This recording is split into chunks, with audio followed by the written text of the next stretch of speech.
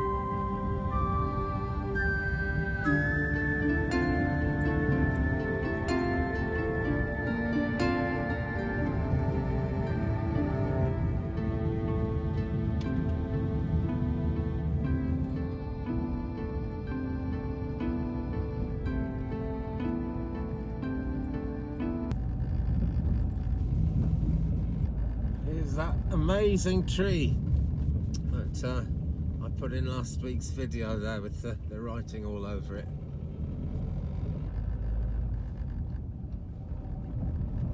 I wonder how many stops and starts that tree has had in its life, eh? You know, crazy bout of it raining too much or it being too dry. And Now we see it again and again here. The trees just sort of cut their losses sometimes, and the leaves start falling a bit early. Then the next year, they're fine again. Wouldn't it be great if we were all as resilient as trees?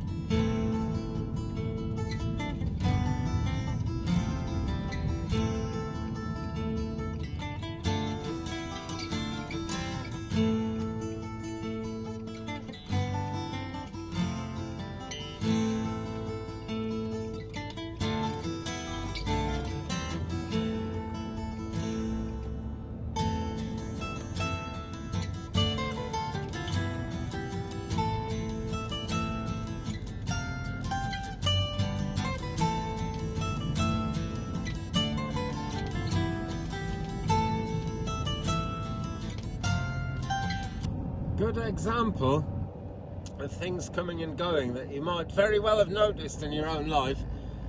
Shops. You know, sometimes there's a shop that's got just what you need and it's always there, maybe for years on end, and then for whatever reason it suddenly goes.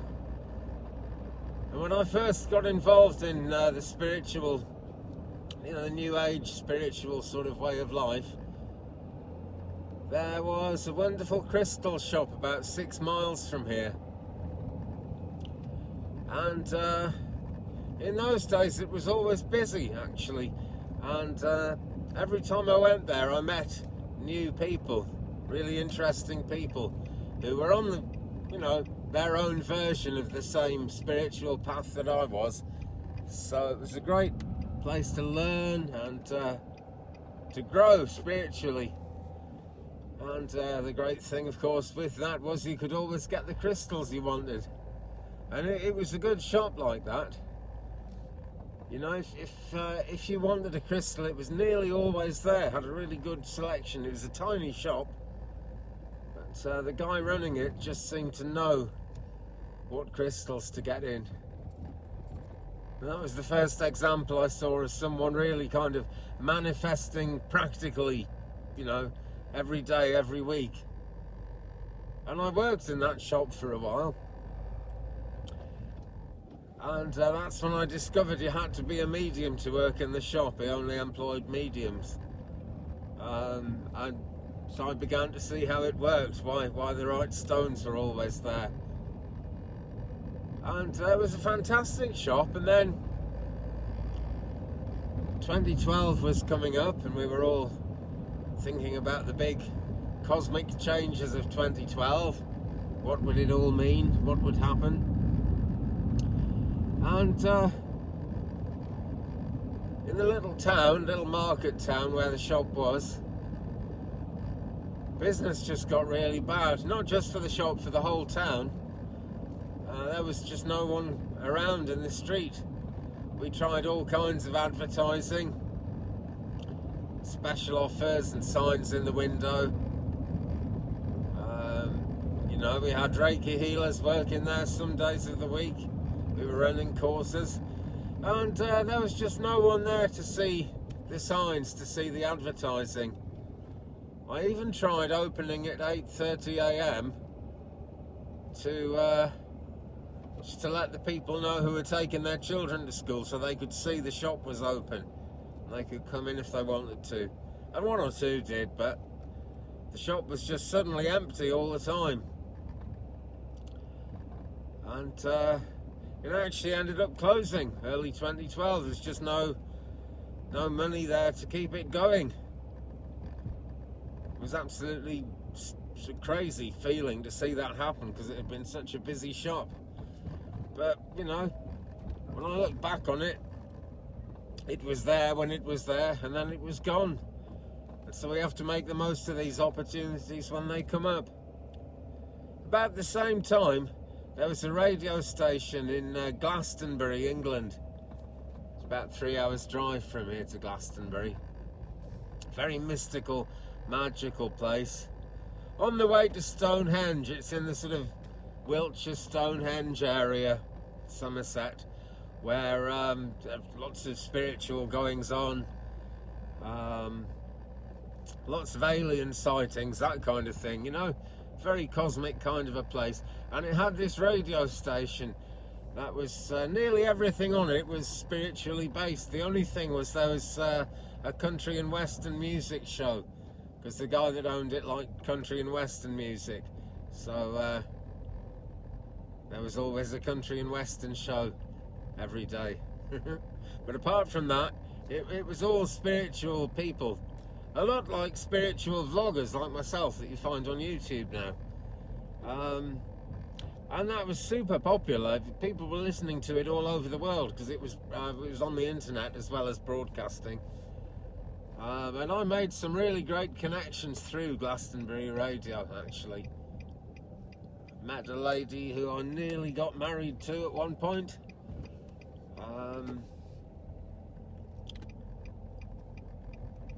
Met some teachers who I ended up meeting in real life who were amazing people, actually. And I deepened my understanding of Glastonbury's mystical nature. What it all meant. What it all could mean if I kept following it.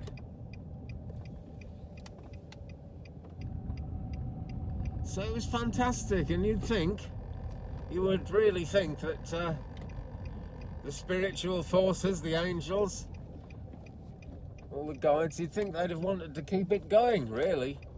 Just like I was sure they'd want to keep the crystal shop going. But about the same time, about 2012, Glastonbury Radio started falling apart, and pretty soon it was no more.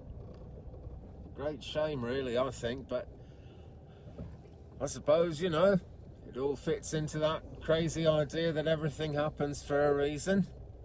We may never understand why, but sure as you like, everything happens for a reason. No getting away from it. Anyway, I must get away from the car, do some shopping.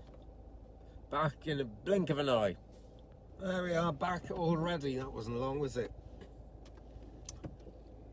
Okay, here we go. And I've had something to eat as well. A cheeky bit of processed crappy food out of the supermarket.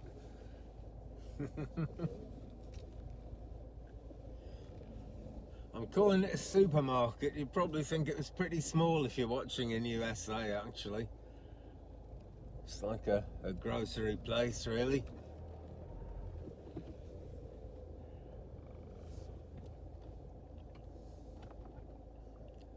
You know, those places come and go as well, don't they? And, you know, it doesn't seem terribly cosmic or spiritual, but these places are where we get our food, you know, and that really is a part of the frame of mind we're in, you know. Healthy mind, healthy body. And I'm sure that gets involved with a healthy subconscious mind as well. I'm sure that's important. So that coming and going. You know, I guess if we're sort of wise and if we're on top form as well, as goodness knows it's a lot to take when something important suddenly vanishes out of life. If we're really kind of in touch with what's actually happening there, then because things come and go, you know, things are there for a season, and we have to make the most of them while they're there. Like I said about trees, you know, we get crazy weather of one kind or another, and the trees just kind of give up, but they're always there again next year, because you know, every year of a tree's life, the systems in the tree have made the most of the weather that we've had, whatever that's been, and they kept growing and growing.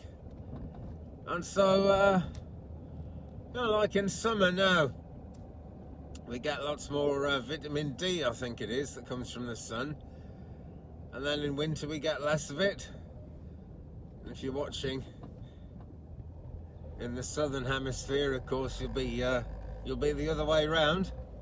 But still, you know, we have summers, winters, wherever we are, and the sun shines and you make the most of it. It's like they say, fix the roof while the sun is shining. As we say here, make hay while the sun shines. So when it starts raining, the hay will get rotten. So we've got to make the most of things as they come up, as they're there. This is very close to the idea of spiritualist mediumship, connecting with people who've passed away. You know, there was a time when their wisdom was here in this life, and their love, when we're talking about family members and loved ones, friends, there was a time when that was there, readily physically available in this life. And when someone passes to the other side, they're not kind of with us in this world anymore. And mediums can bring things through, of course, you know, and so I pride myself on doing that. But let's just turn the camera around a second. This is really nice. Here we go into the green. But with the best will in the world, even the greatest, most amazing mediums, and I've been lucky to see some of those work actually, the best mediums only bring some of the story through. That's the nature of it, that's the way it is. And if, like me, you're a fan of Twin Peaks, which was 30 years ago now, admittedly, but it's still out there on TV somewhere. It always has been ever since, I think, because like so much of David Lynch's work, it's amazing. And if you watch Twin Peaks, you know, Laura Palmer is found murdered in the first episode, and Agent Cooper has a dream somewhere around the third episode, and then right at the end of season 2, 22 episodes into season 2, which I think is the 30th episode if you include season 1, that's when the answers come. But Agent Cooper sees the answers in a dream in the third episode of the first series. And this is what happens with mediumship, you know. We find out roughly what's going on, and we bring some comfort and some understanding. It's all important to get that understanding. But there's nothing like connecting with those energies, connecting with those people while they're actually physically among us, because then they explain themselves. Then everyone concerned knows what's going on. And that is a wonderful thing. Life is so precious, you know. That's why it's so important to tell loved ones you love them while you've got the chance. But absolutely everything comes and goes. That's what I'm driving at. That's kind of the point.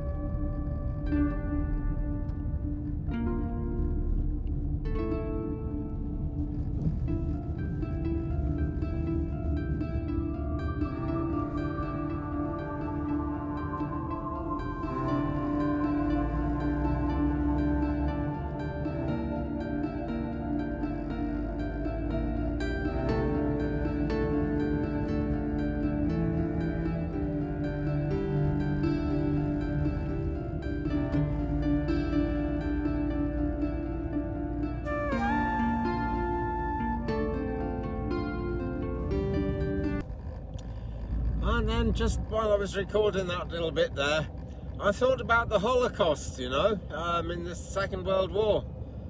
That was a reality, a horrible reality while it was there, and there was nothing good about it. But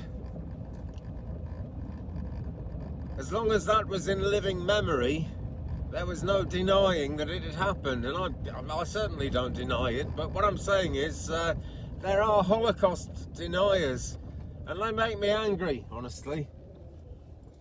You know, because I mean, it is actually still in living memory, only just. But you know, some of the SS guards that they're still hunting, kind of in their mid to late 90s now, so I guess it's slowly moving away from living memory in terms of getting prosecutions. But I mean, Auschwitz is there. So many of the camps, well, a lot of them have been demolished, and rightly so. Horrific things, but there are enough memorials left, and people can still walk around Auschwitz, you know, and see how horrible it must have been. But it's really only while there are survivors of that terrible thing around that the information is urgently being got out to people. Young people are understanding that the human race can actually do this to itself, to each other. And you know, things like that are still going on in the world today, so I guess we haven't really learned from it. And as it gets further and further into the past, it becomes easier for the crazy scumbags who deny that the Holocaust ever happened. It becomes easier for them to make those denials and get away with it. We're off the road, by the way. So I'm taking my belt off.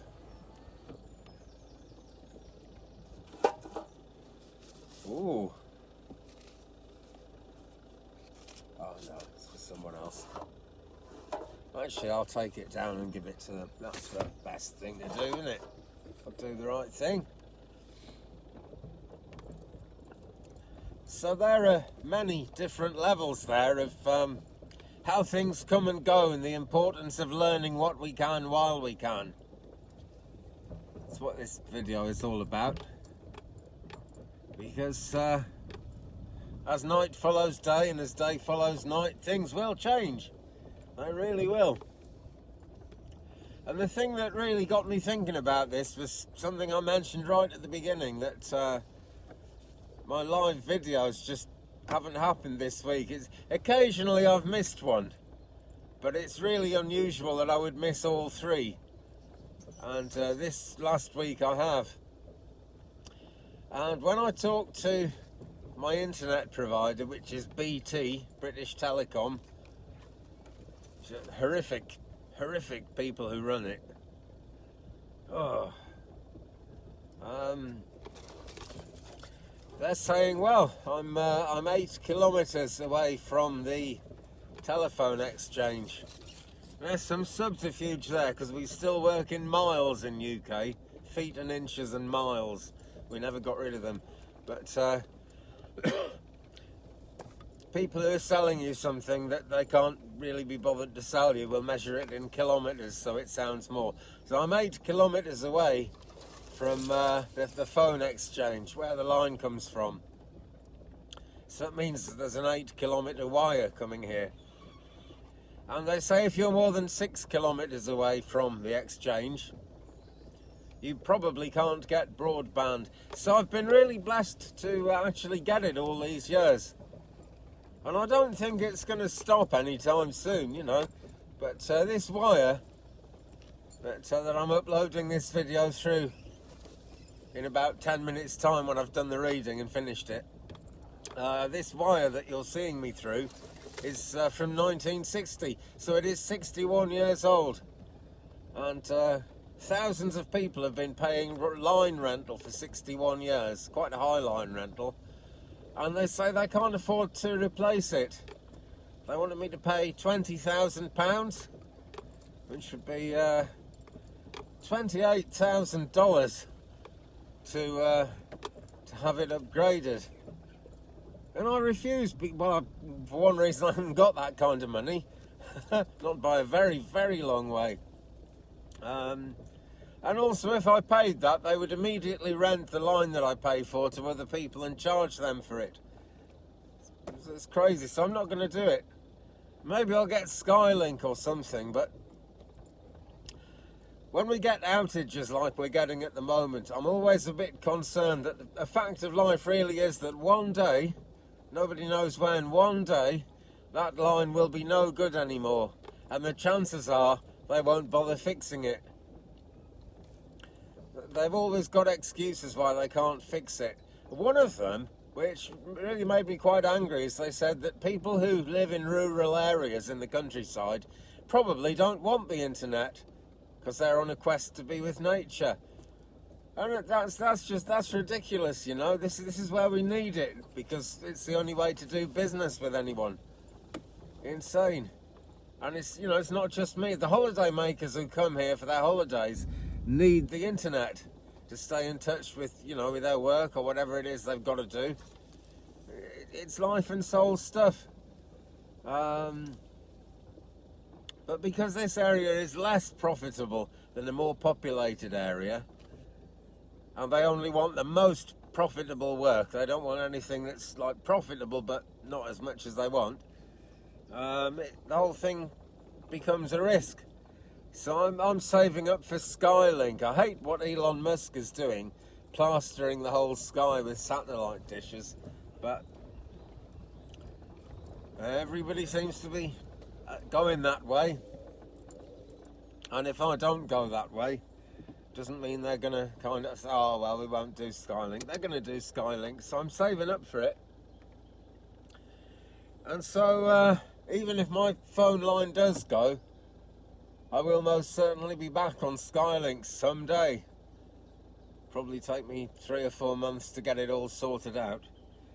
But anyway, the internet was working okay this morning, so I hope it's going to keep working okay. I have faith because I'm making this video now. If the internet dies again, I won't be able to upload it. But please bear with me on the live streams, guys. I will keep trying to do them Sundays and Wednesdays, 3 p.m. Central USA time, 9 p.m. UK time, and Fridays 6 p.m. UK time, 12 noon, 12 midday Central USA time. Gonna keep the effort up, keep doing it, never give up, you know, never give up. But yeah, you know, all things are transient, all things will pass. Even in the Catholic Church, when there's a new Pope consecrated, they carry the Pope through the Vatican, and a monk walks along next to the Pope and has 3 pieces of hemp rope, and he lights these pieces of hemp at certain points along the way, shows the new Pope the rope burning away to nothing, throws the ashes down and says, "Holy Father, thus passes worldly wealth." Well, not to get the word out, worldly wealth. As a reminder to the Pope, you know, that the true riches are spiritual riches, and the huge amount of money that goes with the Vatican and the Catholic Church and being the Pope will one day pass. Very wise. So, you know, all things pass. But at least spiritual things aren't like money. At least, you know, whatever passes from your spiritual life, you never lose the knowledge of what you learned when the sun was shining, so to speak. So with that,